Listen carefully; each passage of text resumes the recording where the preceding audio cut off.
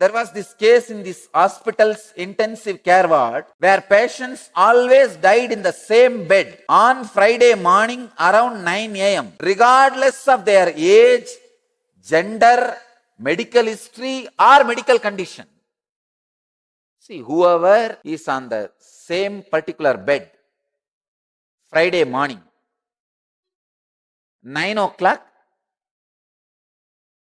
maybe less sick or more sick, or serious or normal or almost recovering, young or old, whoever, 9 o'clock morning, Friday, that person in that bed will be dead.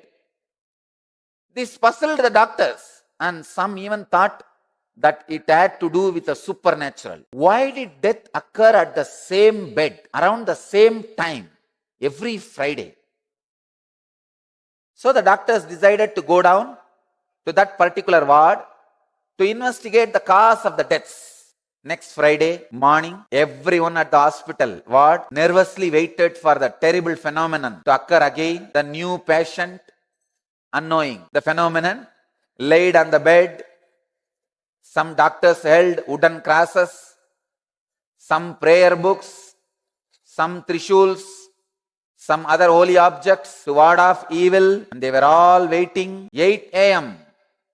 The patient was still alive. 8:30 a.m. still breathing. 8:50 a.m. still breathing. Just before the cursed time, the door to the ward swung open.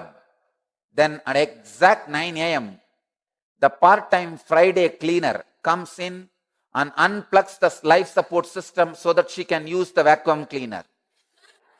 There's no such thing as unnatural. All unnatural has some logic. Till you do not know what is happening behind the scene, you go on imagining unnatural. So enlightenment or extraordinary powers and experiences are not unnatural. Somebody is pulling the plug out.